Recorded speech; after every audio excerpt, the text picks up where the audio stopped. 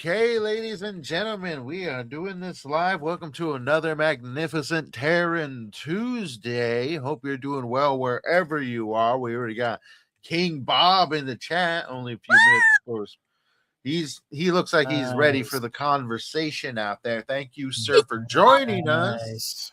Well, how are you guys doing today? Let's start off with you, RH Snow. How have you been since we last saw you? Oh my gosh, I am so deep in the weeds on my story. So I told you last time I'd cut out 20,000 words. Well, I've added another 5,000 to 6,000 back just doing stuff like I go back and I read the whole thing, start to finish, and I do over and over again because this beta read. I asked my primary beta reader is actually my son. He's my first beta reader. I have other beta readers that I use, but by him first. And I usually ask him, okay, what's your main take? And he actually has a degree. His degree is actually in psychology and religion, but one of his minors was in great literature. And so he has this really broad spectrum of reading that he's done because they had to read like 400 books or something ridiculous. And he was always a reader anyway from an early age. So I passed it to him and said, what does this most remind you of? And he said, A Song of Fire and Ice. And so I'm like, dude, it's so intertwined with everything. There's all of these intertwining the storylines that are coming together from all of the previous 8 books. And so this is the series finale for this round. And then there's the final series ahead, which is Warlord. Well, this is the ending for Wanderer. And I'm like, dude, it's just, so I go back in and I write this one little thing and I realize it's changing the story 3 books away. And I'm like, but I go back and erase. Once I do something, I never erase it. I may move it, but I don't erase something I write unless it's just terrible. And that's happened, I think one time I took out something because I was like, you know what? He's not going to say that. He is not going to say that yet. He just can't do it. And so I took that out. But other than that, usually I write it. It's in the story. Well, so I have to make sure that it doesn't warp the timeline because the ending is set in stone. So I have been so deep into that. I haven't been up on Substack. I haven't been writing poetry. All I've done is be in this moment with this book for like the last 2 weeks. So everything else is falling off and I feel so bad. So I love you, Substack people. I swear to you, I'm coming back. I know you probably didn't miss me, but it's okay. I usually just throw stuff in there. I'm like, hey, look, it's a poem or something like that. So my Substack is for me to have fun with other people, watching what they do and seeing everything. So I promise I'm coming back to like your stuff. I have just been so involved in how this story, how it's flowing together and where it's going next, because now it flows into the entire finale. And I want to make sure it doesn't happen like other people we've read about where it's such a crash and burn. I know that happens because people get stuck into a storyline and they forget that they've got an ending coming up. They have to make sure it can happen. And so I feel like I'm on a tightrope and I'm walking through, and just 1 or 2 things here change the way the story finishes 3 books from now. And so I have to be so careful. So pray for me because I very rarely get as stressed as I do about writing like this. And it's not a bad kind of stress. And instead it's like getting married or something where you know that what you're doing is really and it can change your life forever. So I think it's sort of at that point. And it's like, I'm right there at the end. I've written this scene already. I already know what it is, but now I'm doing the actual writing part. So, and I have to make sure there's nothing in this book that's going to ruin something. So just pray for me. It's hard. Writing is hard. It's not as hard as making a living, though. I'll tell you that. It's not as hard as, wresting soil from the ground or something, or making plants grow. So yes, don't feel bad for me. I just want prayers. That's all.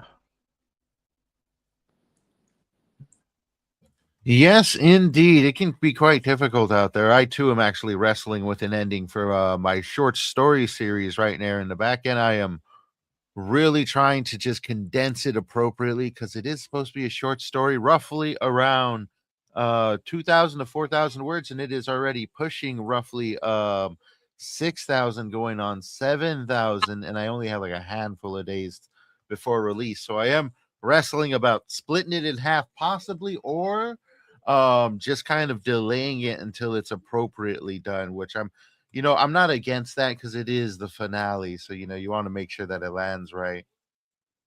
Yeah. You'll do it. Like Gandalf says, yeah, well, but in this case, he will say, you will pass. Definitely.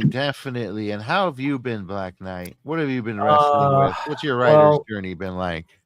I've been working, as you know. I mentioned the last couple of times I've like intensified typing firepower in the case of book 8 of the Star Shelter series. So I've been mostly embroiled in this. I already fixed everything that I could fix, and I sent all the chapters that I wrote. Like, this is like over the half of the book is done, is complete, formatted and edited like over 10 times, maybe 11 times already. And in the meantime, when I am unable to, when I'm waiting for one or another file chapter to be screened by beloved and magical proofreaders and editors, I am writing some poems.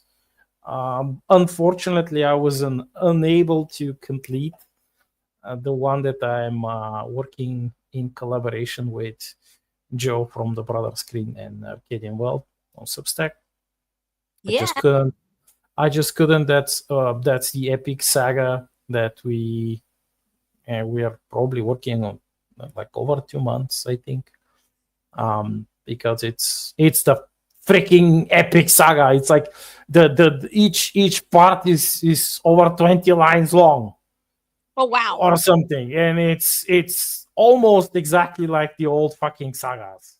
And so this guy is doing this and that monster is, and yeah, you get my drift. So today I finally completed. I was working on it for I think 3 days already, starting the weekend.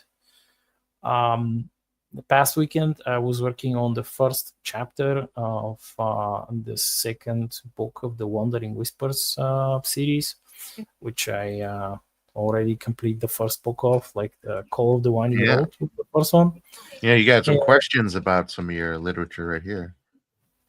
Knight, should we talk about the little girl's book and your beautiful poems? We will mention it, yes, if you like. Nice. We will mention it.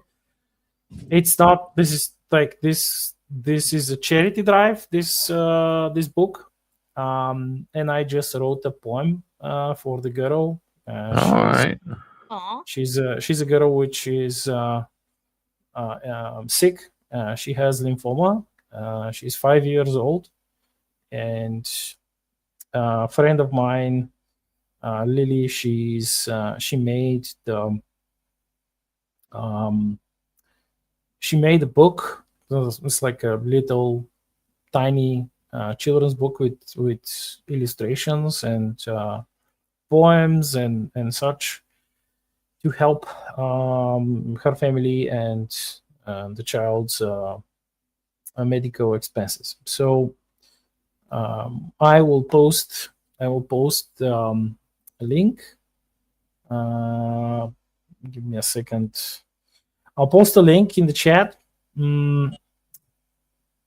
a bit later, but that's one of the things that I was working on. It took me about a week to successfully write the suitable poem. I employed my new style, the Hope Seeker style, which I devised for the spacers in the Star Shelter universe, which is a combination of modified haiku, syllable count, and it's the poem that I wrote.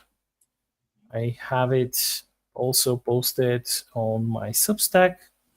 I'll give you the link. The book is titled "The Little Flower's Little Way." Aww.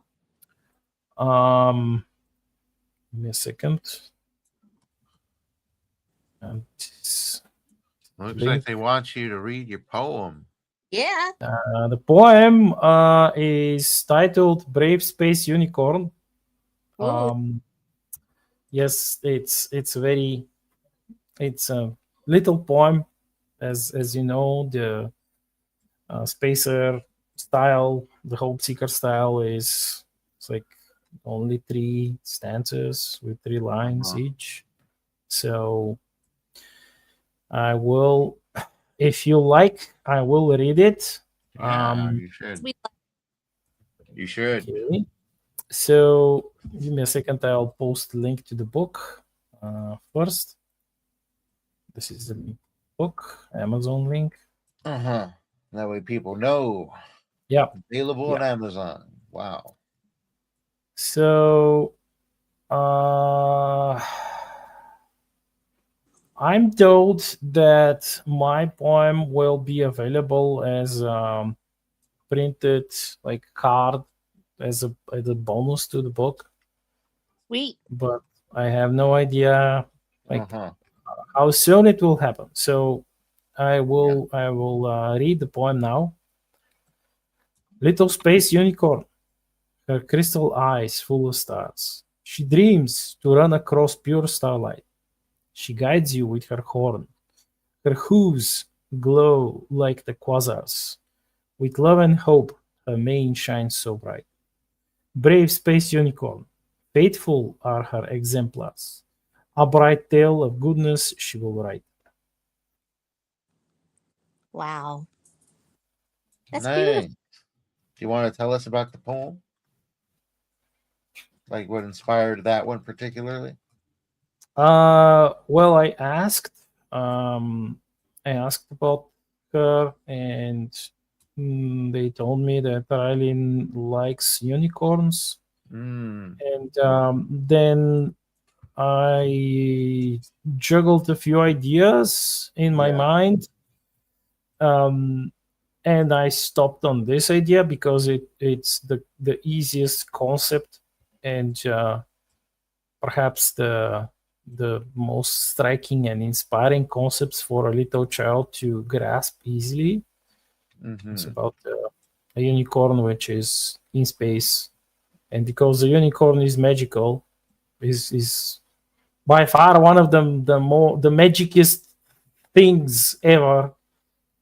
It's quite easy to imagine said unicorn gallivanting across the stars, which is it's quite a hopeful image.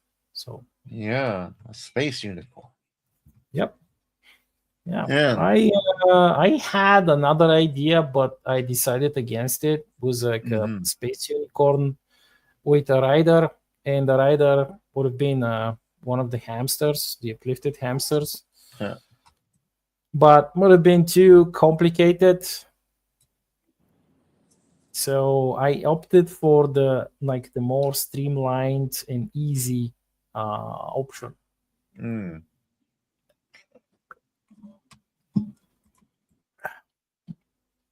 Now, with that said, speaking of space unicorns, I think that actually brings us into today's topic, which you yourself actually suggested, and that was getting into Sword and Planet, the father of modern space opera as we know it. And for anybody who may not know, space opera is actually quite a vast and unique setting. You know, they really pull a lot from Shakespeare and the classics, but set it in the unique atmosphere of usually a cosmic planet. With Something many like planets, and the very pulpish too. I think one of the most famous ones would be the John Carter series, which had a pretty decent run and many adaptations throughout the years. R.H. Snow, you actually know a thing or two about John Carter, correct? Yes. It's been a ton of years since I read it. So this is actually something I read when I was in middle school. I developed a love of Edgar Rice Burroughs. And before we go in there, before the internet, yes, I know some of his things were problematic. It's almost a century and a half ago, crime war. We don't care. So they can go ahead and grab it. one of the reasons I love John Carter of Mars is because it actually avoids all of that controversy with racism and everything else, because he goes straight into space. His prose shines here. One of the things I love about Burroughs, and people don't realize it unless they've read the stories, when you're reading Tarzan and the others, it actually is a Edwardian novel. It is a romance. And so you have this prose that disappears to a certain extent with some of the later Sword and Planet or the pulp fiction. Instead of it being a hard-hitting, straight, style, it's very ornate in some ways. Still very rich, let's put it that way. It's not overly cumbersome, I don't think. I grew up reading stories like this, but it feels swashbuckling. It feels beautiful. And so I love Burroughs for that reason. That's where I think he has a little bit of an edge over Howard. I think Howard has a little bit of an edge when writing action sequences. I believe that Burroughs is the king of describing that world that he has.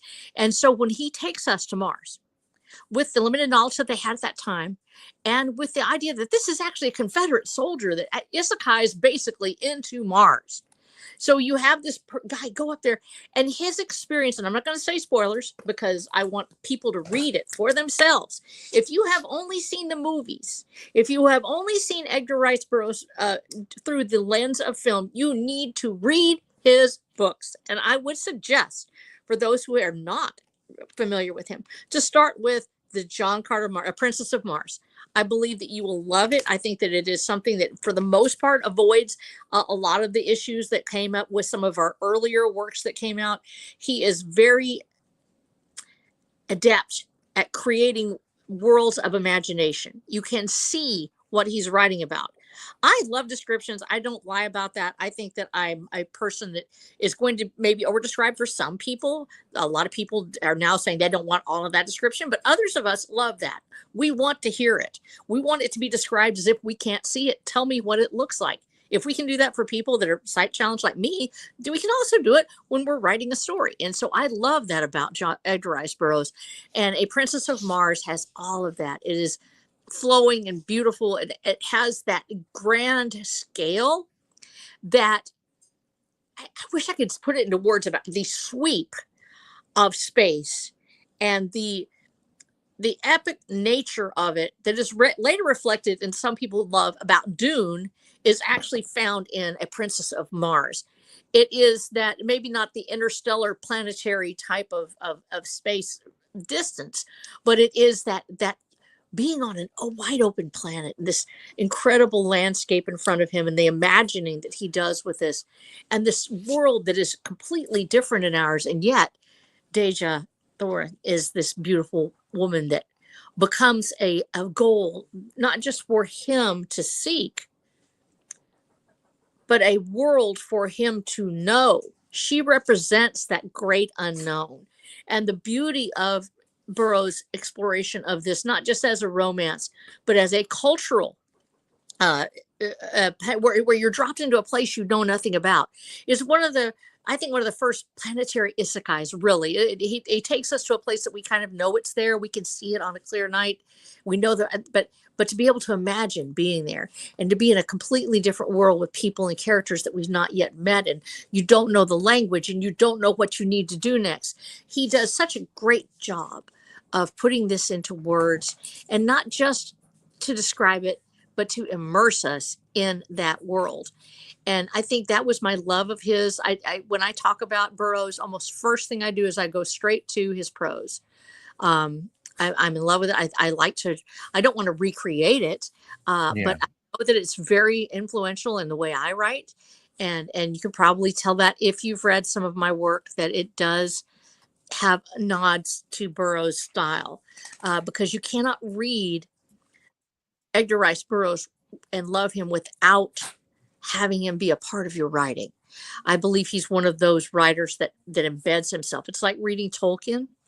It's Howard. When you read these great books, and we were talking about this earlier this week, actually, on my one thread that I had that kind of blew up, not big as far as numbers, but as far as responses and people being passionate about it, was one where I asked about Wuthering Heights. And I was like, I haven't read Wuthering Heights. I wasn't compelled to do so. I read Louis L'Amour. I said I Mhm. read the things I read were Hondo. I read Louis L'Amour, which very sparse writing style, but fantastic gun action sequences, fantastic characterizations of men, especially. And I read Howard, and I read Burroughs. I read Conan, and I read A Princess of Mars, and actually Princess of Mars shows up. And the Mhm. passion that people had with when talking about the writing styles and what it is that they love about things or what it is that they don't want to know about why they hated it. It was either love or hate. And I think that for me, knowing that that people were so passionate about Burroughs that they actually loved him enough that when I'm asking about Wuthering Heights, instead they'd rather talk about Burroughs, they'd rather talk about what he did. Wow. Especially what you have to know. A lot of people don't know he's not a household name anymore. If they know him, they know they read Tarzan. But I believe that is when you're making that homage to Sword and Planet, part of it is the wonder. It is the absolute wonder of those writers, the wonder of being in those worlds. Louis L'Amour loved the Western, and once again, we lost Yeah. Robert. Week I mentioned, earlier. I was going to say something about Lonesome Dove, and one of the things that's clear in each of these writers that's missing from Wuthering Heights is the sense of wonder. It is the sense of joy at being in a world that may not necessarily have been your choosing. And Lonesome Dove actually represents that to me. I sat down and I watched it all the way through from start to finish without any interruptions, 6 hours. Sat down and just watched it from start to finish. And I had never seen the whole thing before. Scenes, but I did not get to watch it as when it first came out. It's that sense of wonder of the world that you're in as being beautiful and wide open, and to be able to explore it and just have joy in it. Even if it's harsh and brutal, it's still a place of fantasy and fulfillment, whether it's Mhm. the West or it's the sword and planet or it's a barbarian facing down black magic. There is a wonder there. It's the difference between people that love Howard and love Moorcock. People who love Moorcock talk about his craftsmanship and the characters being complex, but people that love Howard talk about how depressed they are after they finish reading Moorcock, because Moorcock his story is dark, and it ends with seemingly with no hope. And the same thing can be said for Wuthering Heights. It feels like a hopeless book because it's a tragedy. It's not really a romance. Yeah. And that over and over again from people this week. If I go into it and I read it, I've actually made a deal with another guy. We're going to read it. We're going to have a panel. We're going to have people Wuthering Heights versus people that didn't. Well, you're not going to like it. I probably it's really hard for me to like stories where there is not there's not a redemption arc somewhere, and I yeah, there, but I kind of sort of doubt it. It's sad. It's really sad. Very sad, and I think that that's hard to watch. So I think that for me, I'm probably gonna like it. But with going back to how that fits in, you have these period pieces where people put their heart and soul into the literature. Mm-hmm. We have this. The bleakness of things like Wuthering Heights or the darkness of that Gothic period where the winters were very cold. We're actually talking about yeah. Winters were very cold, and people, especially those stories center around being trapped in those cold surroundings and with cold hearts, trapped in loveless marriages or social constructs that didn't seem to ever fade away. And it's just this endless grind, but it's very fascinating if you love history and if you love complex characters. But with Burroughs, he has so many of the same things in his stories, but there is a sense of wonder and triumph that exists in Burroughs stories or in Howard's or in Louis L'Amour. There's always some sort of triumph, some sort of beauty in the world that overwhelms the darkness and the despair that can accompany the stories. And I think this is where Burroughs takes it, because the beauty is not necessarily in sitting down and smelling a flower. It's in overcoming extreme odds. He does look up and he sees the beauty of the world. He sees the beauty of Dage Thorst. He sees all these people that are humanoids that are very different than him, and he finds his way through this world, but he experiences a wonder. It's not this slog of depression. I'm trapped in a place I cannot win. He decides he's going to win or die trying, And that's exactly what happens. And so I think that's why I love uh, A Princess of Mars. And that is Mhm. your apex moment. I know there are other things that have existed before then that actually Mark Twain, I think, dabbled a little bit in Sword and Planet slightly. There were some short stories and some little sketches he did, and I've got to go back actually and read that because I haven't read all of Twain's stuff yet. But I know that for Burroughs, he really is the one that brings it into the popular imagination. And although his Princess of Mars, his Mars stories were sort of uh, overcome by the Tarzan epic, which is still rightfully, it's still a beautiful story, and you need to go and read them. You need to read them as they were written. Don't read the if you're read the abridged version, that's fine. Get one that is written in the same language. I would suggest unabridged, and you will be amazed at the level and depth of the world building that he does for Tarzan. It's not a children's story, but it's fascinating nonetheless. That's what he put into Tarzan. That same level of care and world building goes into The Princess of Mars and more. And I think that it deserves that rightful place. I'm really excited to see us talking about it. Yes, it's had a couple of movies. It's and actually did okay. But it is finding new readers as people discover that Burroughs actually is a fantastic writer. And he deserves more praise for that, especially considering in the world in which he lived, this is preceding, in some ways, space travel. Flight was just invented. And to look up at the sky and go, I'm going to build a world around a planet that I can only see from a distance, that was amazing. And I love it. So, yes, I love Princess of Mars, in case you didn't know. Yeah. And Yeah. Definitely a lot there to check out. I need to dig into those books because confession, I only seen the one movie that came out, and I read like just the first couple of like the first chapter of the book, and it was a bit slow for me at the time. But I will take a second to look because I heard it starts to pick up once he Oh gets yeah, to Mars. definitely. But yeah, I think the sort of info dumps right at the beginning. It's yeah, there's so much. No, stop calling them infodumps. They're not infodumps. This is essential exposition. Thank you, because I essentially expose a lot, and I know it. And I have to. My editors come down on me all the time because I will have a whole section of some sort of like tech or radio protocols or something, and they're like, you don't read paragraphs on this. I'm like, okay, fine. Yes, but readers actually beat you over the head with like they actually demand it. So Oh well, my biggest mistake was, and I'll say this: my son actually likes Warhammer, so he loves lore. So when I have all that stuff in there and there's lore in it, he's like, "Oh, that's great."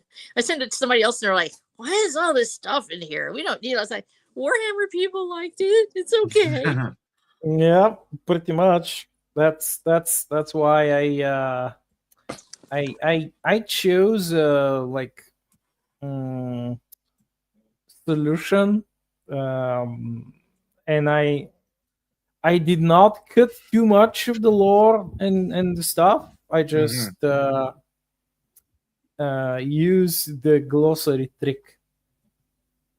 oh, all right, kind of shoving in the glossary in the back. Yeah, the glossary trick. It's like if you don't want to read it, it's not there in your face. It's there like after the book. So you can check it out at your leisure. It's like you're not forced to, for those who are not like lovers of the essential exposition and the lore stuff and the fluff. They can just like skip, go at the end of the book whenever they want and check some stuff, like which you don't have to explain them, like you don't have to show it to them or tell it to them every single book, especially when you're writing like a series. So glossaries are your friend. So, yeah. So what is like before I even begin, what is your favorite, like the most entertaining and interesting aspect of space opera per se? Oh, well, singular aspect that can be difficult because No, not singular. Well, maybe one of them. No. one of them. Well, I think it would be at the heart of it is just the blending of that sort of classical drama with the magnificent cosmic backdrop that can range anywhere between political intrigue to total war. It's just it's a I don't want to say a strange blend, but a peculiar blend of that of the past mixed with the imaginations of what could be of the future. It's almost fantastical in a fantasy sort of way, if that makes sense. Oh, it does. Yeah, so I guess you could say it's the fantastical nature of it that I enjoy. How about you, Snow? I was letting cats and dogs in, and suddenly I have a cat in my face, so I had no idea what you said. I'm assuming you were talking about the fantastical nature of what is it that we love most about it. For me, Sword and Planet, where it differs from just hard sci-fi. Hard sci-fi almost always takes place in its own concurrent timeline or in the future. Sword and Planet feels like the past. And I think that you mentioned that, I think just a minute ago, right before I was letting dogs out, is that there's an element of the past of that romance, and not romance in the sense of male and female, romance of the adventure, the chivalrous code, that sort of magic that's there, which may not necessarily be called magic in the story, but it is a deep energy that is different than hard sci-fi of the future. And I think that because it brings in that element of fantasy so well, that is really my favorite part of it. When I'm watching, for instance, when Star Wars first came out, and Star Wars, of course, is basically Sword and Planet. It is a space fantasy. It's not really hard sci-fi. So when you're dealing with space opera and you're talking about that sweeping grandeur that is also married to this magic, there has to be that element of mystery and magic there somewhere in the story. Something that goes beyond just here is science and we're exploring new worlds. It is a sense of the unknown, beyond just a physical unknown. It is a deeply spiritual unknown. And I think actually this is where Star Trek sometimes veers into this, as it goes into the mythoses where they would actually come across the gods of the elder worlds, or they would come across beings that seemingly seemed magic. It started to drift into that Sword and Planet fantasy setting, even though we didn't see the sword epic of it. And another one that actually drifts into this genre, and we don't talk about it enough, is Halo, the games. I think that Halo did a fantastic job with the Sword and Planet mystery element. I would put it in with Sword and Planet because, first of all, you got a cool sword. It's the energy sword, and I love it. And secondly, you do have this mystic cult-like experience of, the Arbiter and the others in this ring world that we have, which of course is a cool reference to the ring world itself. And because of that, I would actually put it in with Sword and Planet, even though it feels very futuristic and it has homages to the world we are in now with space marines and things like that. There's an element of mystery there that captures the imagination. So yeah, for me, it's got to be that element of magic and mystery that takes it out of simple science fiction. And there's nothing simple about science fiction. I love science fiction, so you already know that, but brings it back to mystery. Yeah. I was. I asked you because I was considering certain explanation of the ways where Sword and Railgun differs slightly, but the more people read it, the more they like this difference becomes ever so small, but it's an important difference. Yes, of course, you have all of this wonderful exploration you have the unknown, the unexplored border, in the shape of this like giant expanse of planets, and areas of spatial anomalies, and nebulae and wormholes and this and that called fringe space. But to us, it's not explored, but for the aliens who live there, it's their home. And it's you have all sorts of classical ghostly terrors, immaterial beings who prey upon the living. You of course even have creatures from other planes of existence, which may manage to burrow through the layers of various dimensions, only because fringe space has so many anomalous zones, and they could like slip past the cracks and emerge here. And no one knows who they are, what they are. Perhaps the littlest of things that creatures, like not the creatures but people know, and the aliens know, is how to defend themselves in a manner from these unknown beings. They have no idea what their goal is. In many cases, you cannot even communicate with these things. So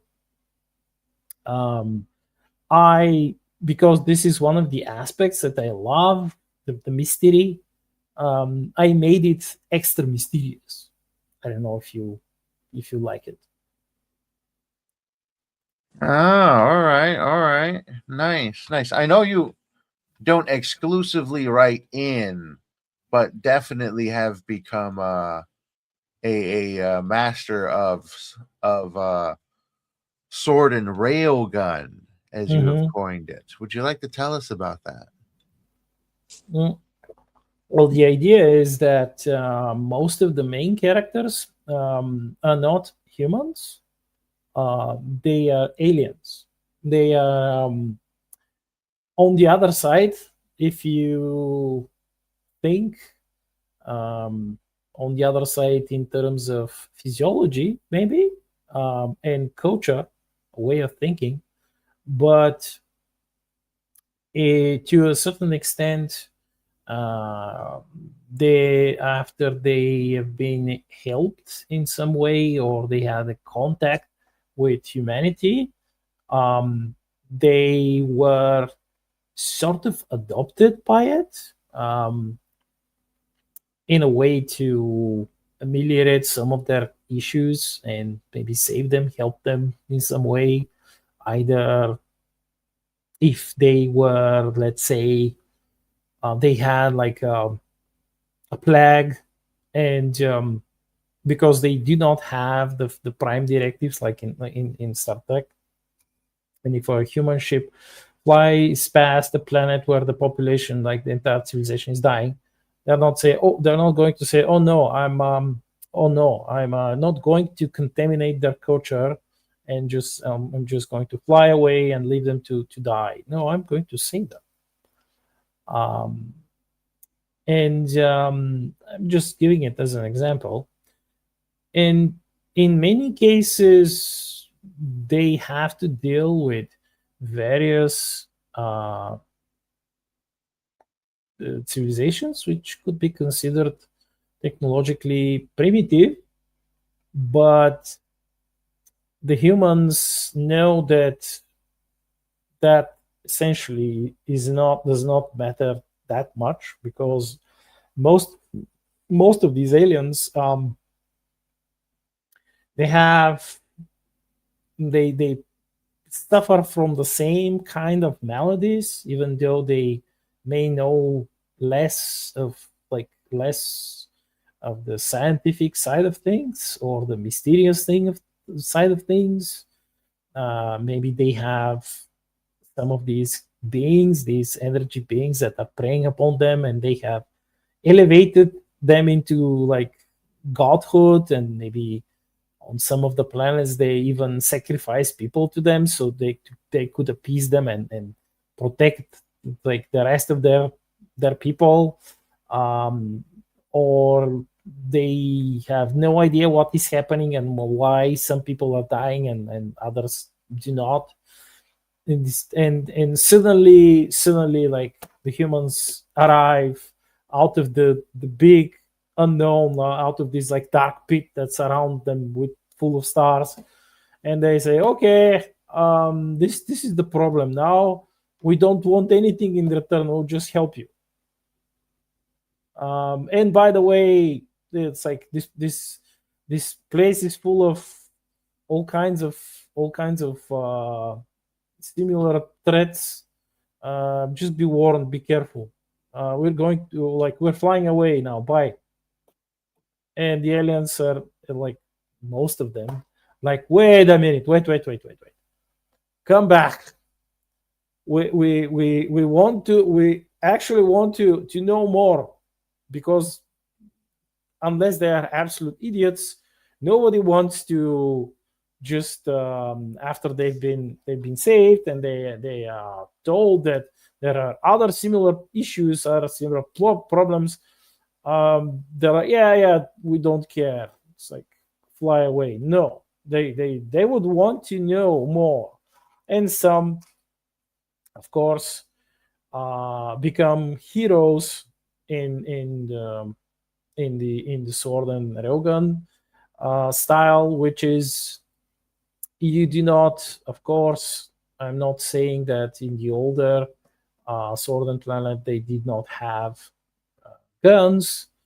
The difference here is that in most cases these alien main characters, they have received, and this is one of the main differences, they've been given access to Terran technology, exclusively Terran technology. This is probably one of the main differences, because in, let's say, in Princess of Mars, he employs Martian technology, because Martian technology is like, you have like magical, mystical technology, flying ships, and they're powered by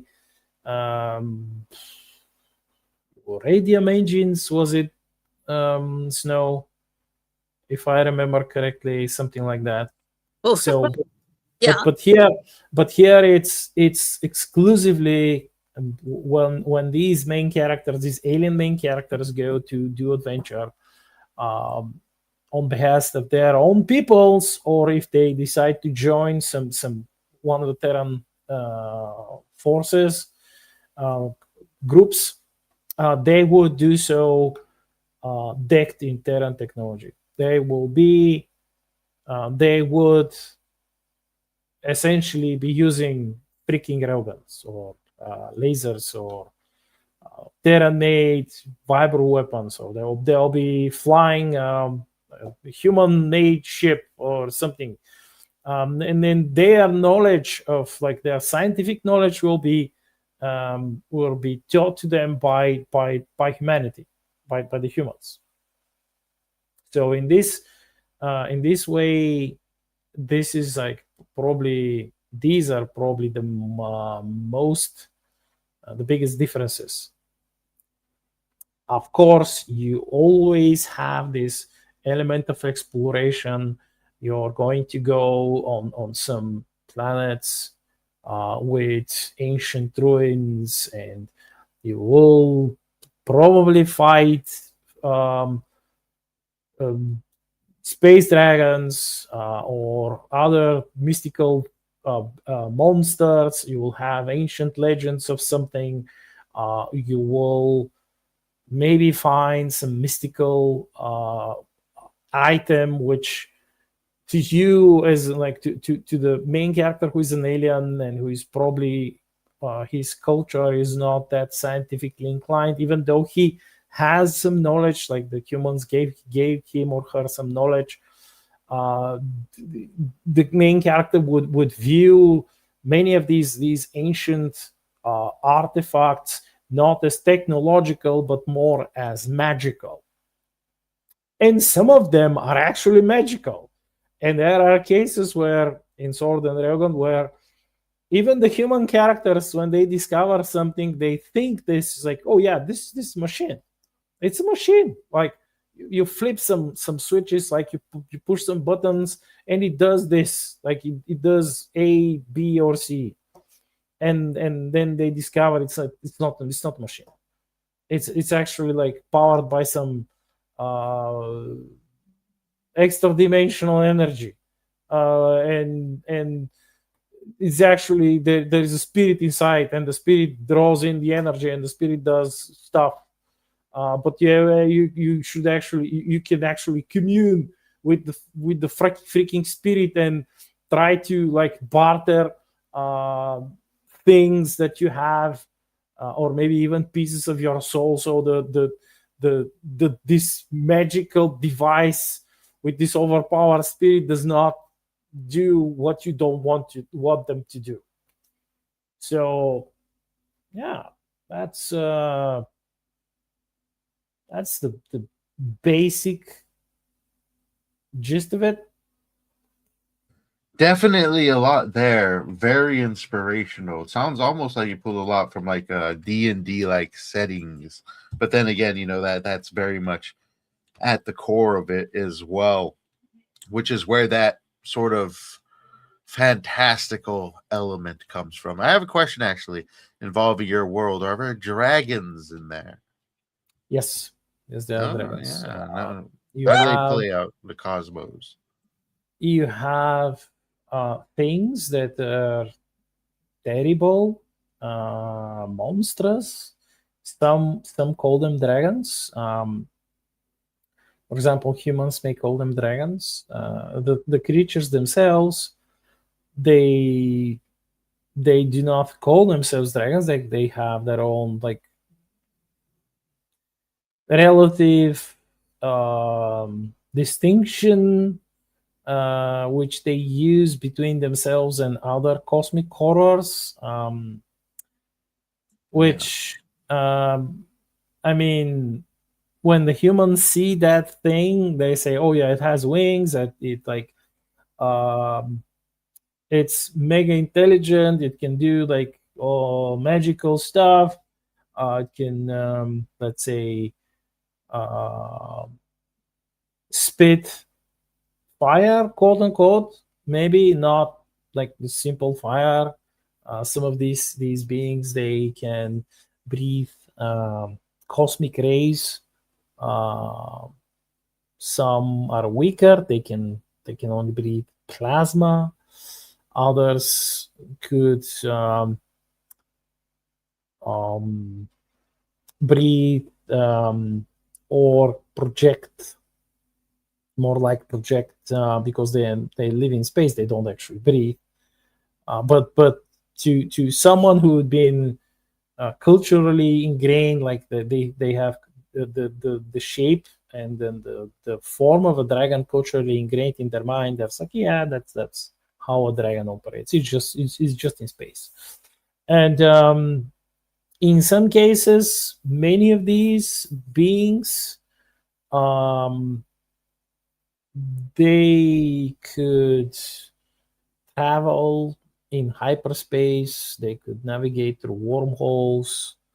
It depends, but they're exceedingly rare. And to those who actually know about them, when they receive information that somewhere something had happened, and they know the how these beings operate, they say, oh yes, this place is fucked. That's a space dragon is there, and they are going to eat the entire system or do something horrible, or or maybe if they're not malevolent, they might play with the planets or with the sun or do something else. Like they're extremely powerful beings, but even these beings, they have other beings that they are terrified of. All right, so it's a very expansive universe. There's some very deadly things out there. Yeah, deadly and also cozy and wholesome and nice. Mm-hmm. You know, like the Right. hamster, for example, the special hamsters. Yeah, everyone's favorite hamsters. They a bit of a mascot for the series. Them and the bunnies, but more, maybe more the Yeah. hamsters. All right, not bad. Yeah, those are fun to have in that kind of setting where they can go all sword and railgun on you. Well, the question I have is, do you have any very extremely powerful hamster beings? Well, they all are. They are just there was like um, a notion among many readers of mine that the hamsters are like, they're actually like overpowered beings, cosmic beings. Uh, they've just assumed the shape of a tiny hamster because they were bored, and later when the humans uplifted them, part of this cosmic powerfulness is like awoken in them, but they like vehemently deny this, like they refuse to use it, and they just use like a fraction of this power, and this is like these are the thoughts of readers, not mine. I'm not going to tell you the truth, but Snow, you know that hamsters are able to talk to guns, right? Ooh, yes. Remember that. Right. So they, like some of my readers, they when they learn about that, when they read the books, then they assume that there has to be more. Um, and some thought that the hamsters, like this was like an error during their uplift, like some the universe like joked, and the universe thought it would be funny if the hamsters could speak to guns, and this is why it happened. I'm not going to Gun support kinetic. either. Yeah, I'm not going to support either theory. Mm-hmm. Uh, I know the truth. I know why and how it happened. Yeah. And people are not like, they're not just imagining it. I mean, people in the universe, people are not just imagining it. And the hamsters are, um, they're not hiding it. It's just that they're not talking much about it out of their own circles, especially the Digger Society, which is their biggest secret organization, which is engaged in killing baddies and counting them. And they're basically playing like a giant game of tower defense, analyzing where different waves of baddies are moving and making sure that there's always like a bunch of like a few million hamsters there, killing enough baddies so they could like stem the wave, stop the wave or something. They see Yeah. everything as a game. Yeah, pretty much. Now, were you directly influenced by Edgar Rice Burroughs at all while creating your universe? Well, that would be too much spoilers, but I can say that yes, I was. Oh, okay. Yeah, a little I hint. wasn't. I wasn't that like I wasn't that influenced by, let's say, Frank Herbert, um, because I've read Dune. I liked certain aspects, but I disliked others, which is normal. Uh, and I should say that one of the major things in Yeah. Sword and Railgun is the aspect of hope, and the resolution, and positive outcomes of smart actions, Yeah. which you don't see in different in other, like, more postmodernist styles, Yeah. where you usually have the good guys always fail because they're good, then they're stupid because they're good, and this and that. I'm looking at you, Mhm. Martin. Yeah, I've noticed in the independent sphere there is a bit of a hope renaissance going on. That seems to be a pretty strong theme in a lot of different people's works. Yes, I think that it's because this is when we were talking earlier about Wuthering Heights. The difference between people who love it and people who hate it are people who are older when they read it. Most of the time, not always. I have a very dear friend of mine, some Okie dude, who loves uh, a certain story which actually is considered to be quite depressing, which is The Great Gatsby. Um, and he loves it because of its complexity and the characters, but he also is a very mature reader, and he understood the situational hopelessness of the main characters. For other people who are reading this, it becomes depressing. You're already trying to find a reason to read something. You want to feel like you're better, especially when you're a teenager and you're being forced to read all these books, and instead it's hopeless book after hopeless book. Books written by people who are depressed already, who have just been through a divorce or just lost everything they owned, and now let's make everybody read about it. Now, it really means something when you are already going through that and you go, hey, this book actually gets me. When you've just been through a terrible breakup, the last thing you want to read is a happy romance. You want to read something about where the person, goes through something like you're going through and how they deal with it. But maybe it's not the best thing for them to kill themselves, as in The Great Gatsby, where he literally offs himself because he can't have Daisy. And the big split between people who loved those well-loved, depressing stories of especially the mid-centuries of the 2000s, and then later on where we have no hope at all in so many stories, those people were people that had already been through stuff like that. And the split was between people who wanted to read things that are depressing because they are stuck in a place like that, or they're dealing with situations in their lives where they're having to make their way forward, and people who want to feel like they're going to get better. People who want a way forward, who are trying to find a way out of a situation that seems hopeless and bad, don't really want to read about a very depressed person, or a person who has no hope, or a person who has no heroism. They want to be uplifted. And this is why so many of the high and mighty in the literary spheres hate on these stories, because they are written for people that want to get better, who want to do better.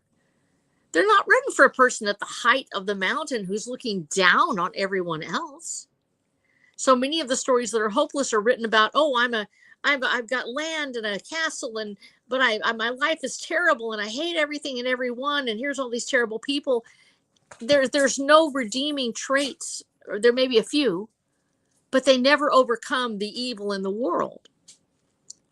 And that is the biggest complaint that I've heard from people, that hopelessness literally beats down a culture. When it first starts off and it's just refreshing that it's not, a pat ending. You don't have to have a pat ending to have a happy ending.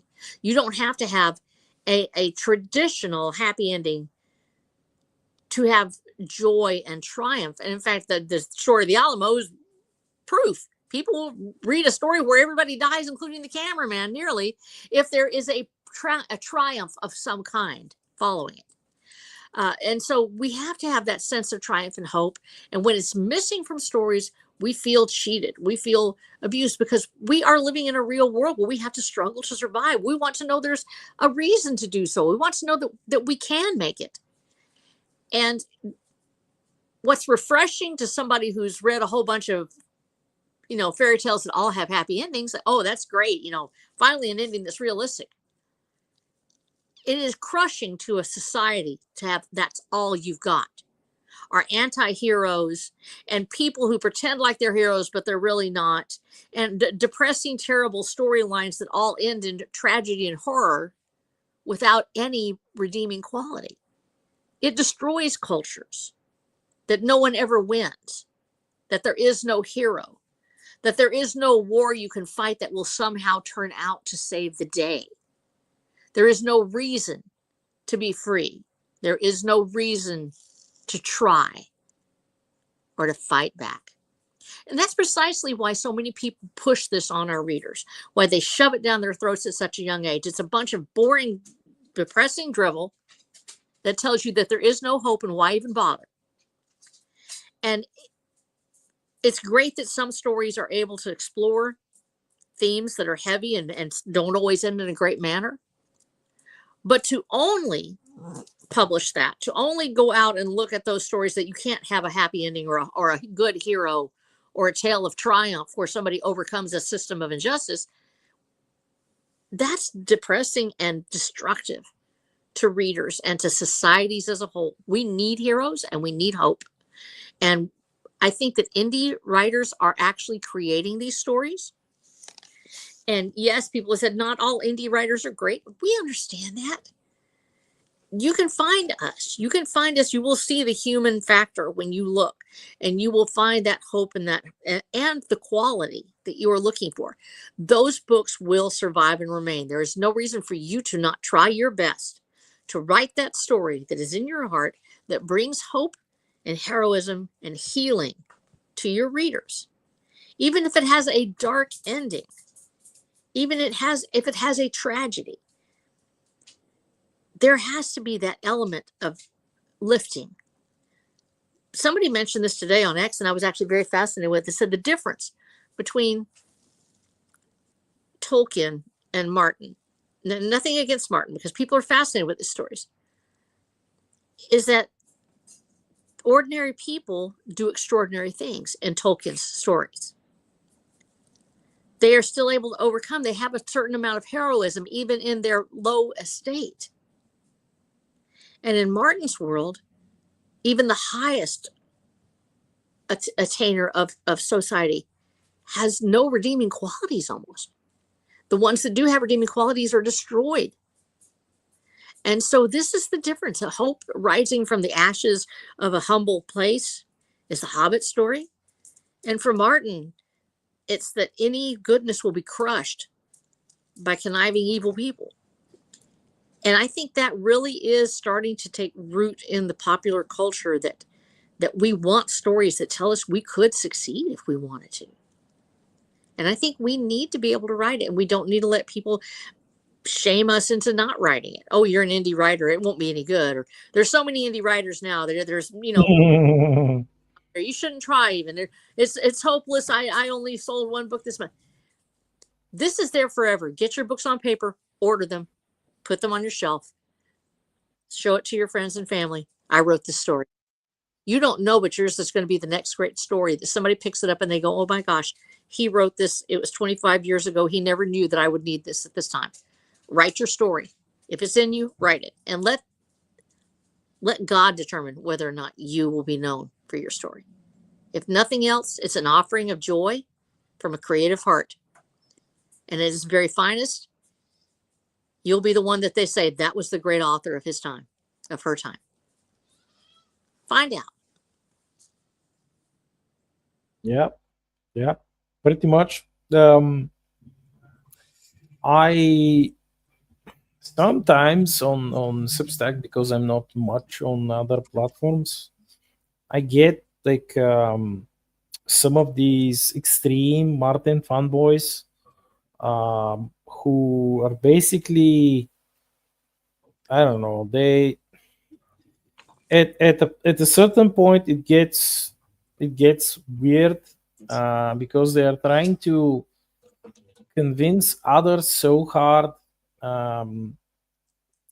It's so many times that it's almost like as if they are trying to convince themselves how great it is.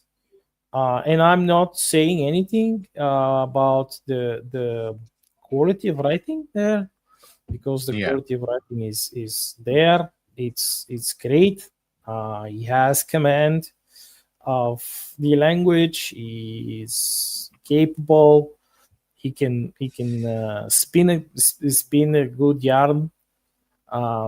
But the core of it all is destructive and depressing.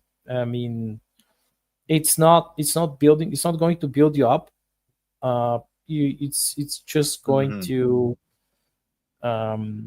it's just going to bring you down. And because I also read like a few posts recently about the differences between Tolkien and Martin. And I see more people actually remembering Tolkien and sharing their personal stories of growth and hope related to his work than Martin's. Like there is no one, like I've seen many posts, and there is no one saying that yes, I was inspired by Martin to create this. I made this this set of clothing after I read A Song of Ice and Fire, or I learned how to write poetry. I learned the Elvish tongue, and I now can, like, I and my wife and my children, we can talk in like the elves and this and that. No. It literally does not exist. So who is actually the more which message is more enduring?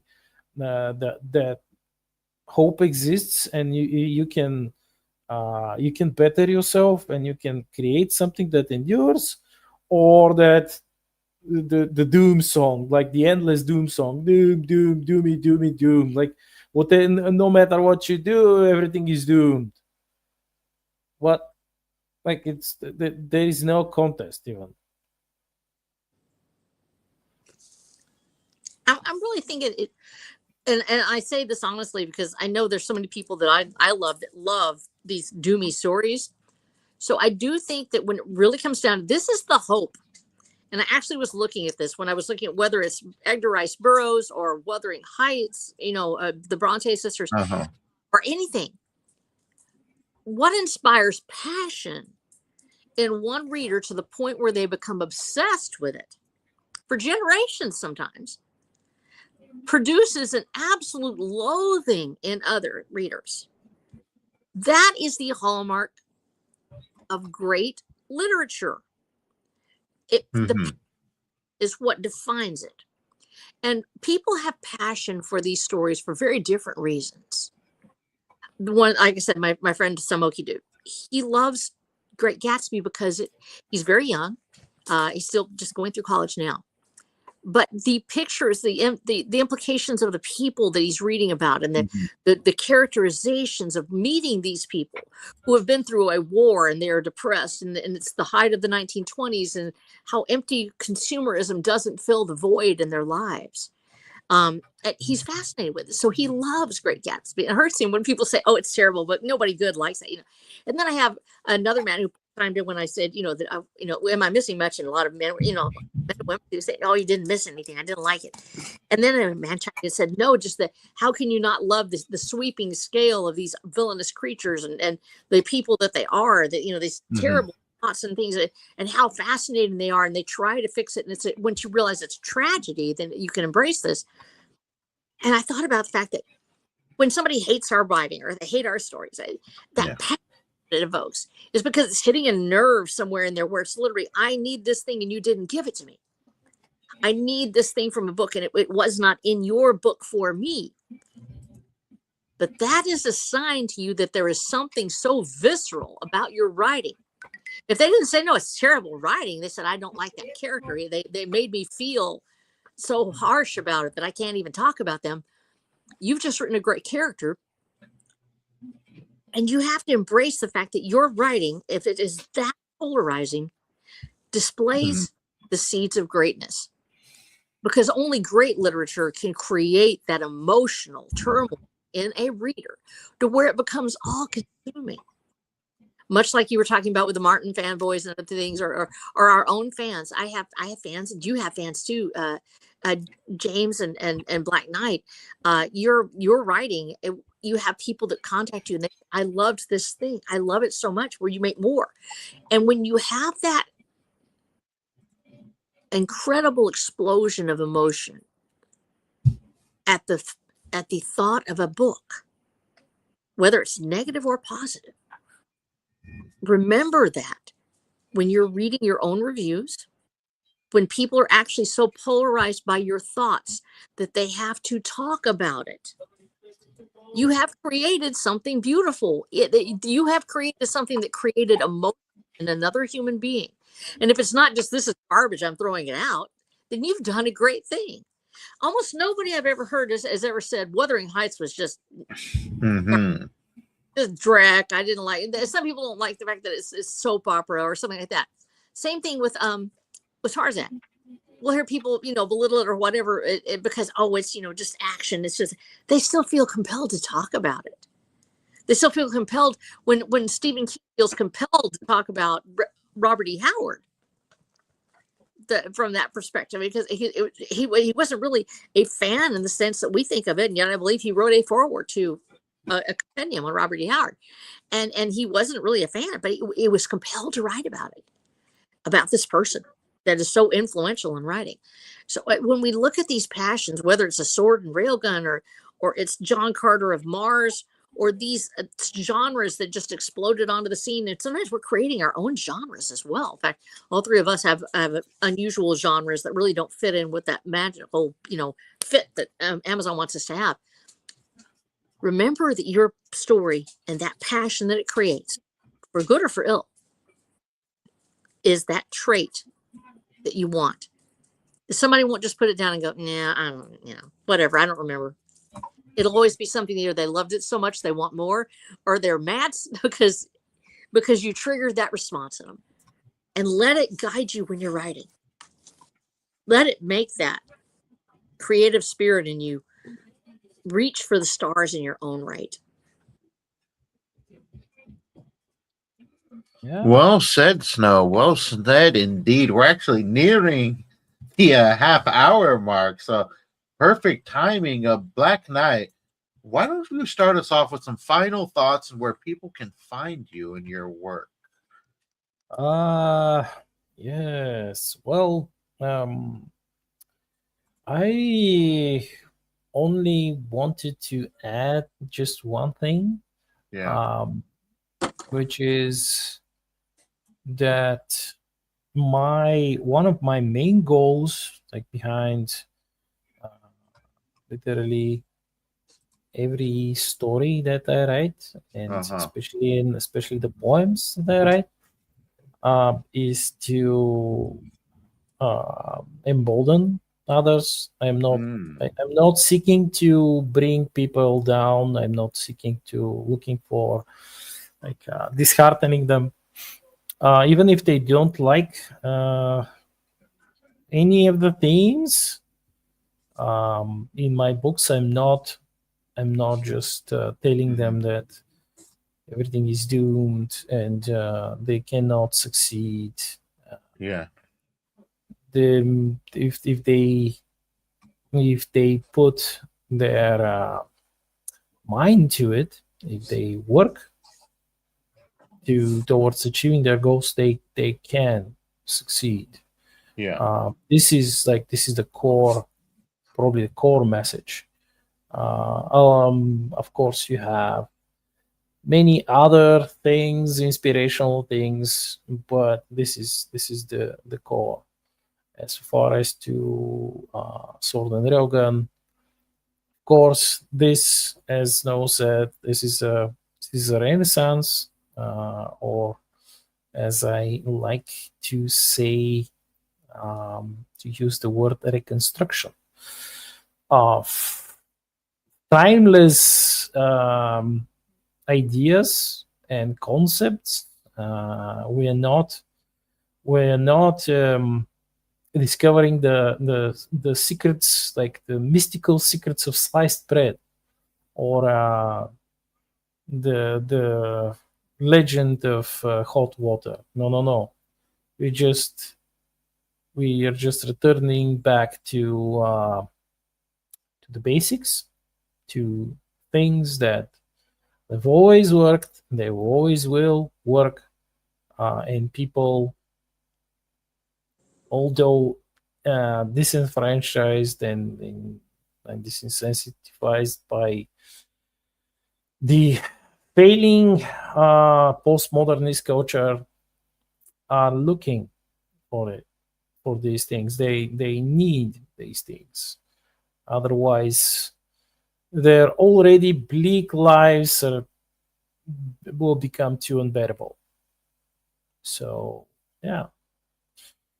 And as to where you can find me, as always, you can check my Substack, theblackknightsubstack.com, and read my brand new stories and my free novellas and the poems and such. Or you can go to Amazon and buy any of my Star Shattered series books. Grab maybe my Lord of Bones, my Shallow Fantasy book, or one of the two story collections, A Mandate of Sword and Dragon, which is the titular book where I first published a story which was 100% Sword and Dragon. And then the second collection, the Blood of Tyrants. So indeed, go forth and enjoy. Nice. And Snow, you may have already shared with us your final thoughts, but just in case there's something else you might want to share with us, the floor is all yours, and you can tell us. You can go ahead and tell us where we can find your stuff. Well, first of all, you can find me at watcherthedamned.com, where I sell my series, Watcher the Damned, and currently on 8 books and going into 9. It also has a world guide that goes with it, with the glossary in it. Yay! It's got the glossaries. And you can find it there, where it is actually is an uplifting story. It's very dark. I'm going to warn you right now, it is dark, and I'm sure that if Morale Grand Officer Grand is out there, she'll tell you that it's a very dark story, and it has a whole boatload of hope. Written from my own personal experiences as well, and people that I've known and loved. And so cool part about being old is I get to go through a lot of those dark times. So I know that hope is the ultimate warrior. Hope never fails.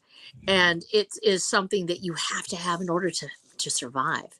And so it is a hope-filled story, and one that I hope will bring other people to know that they can win. They can fight back and win.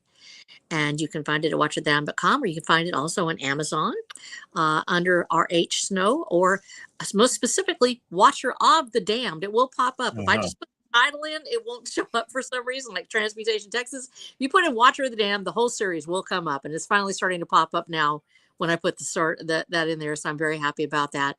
And for my writers out there, because I know you're out there and I know you're listening, write the story that's in your heart. Don't change something just because somebody says, oh, you can't write that story, that's too dark. Or you can't write that story that has a happy ending. Don't do that. Write the story in your heart. You have a reader. They're waiting for your story. Put it out there. Let them find it. Only you can make that story come to life. And I want to see it happen. Thank you so much for listening to us today, guys. And thank you for doing everything for us, especially for being here. I love each and every one of you. You're fantastic. And I love you, James. And I love you, Black Knight. Mwah, mwah. Well said. Everybody out there, thank you all for joining us. Come back next week. Share this with your friends. Tell them all about it. We're going to be here again talking about something cool. Go ahead and leave a comment down below if you're finishing this up. We love to hear from you. Have a great and wonderful rest of your day. Hopefully you learned something here. I sure did. But we are out of here. Goodbye, everybody. Mwah. Love you. Good evening.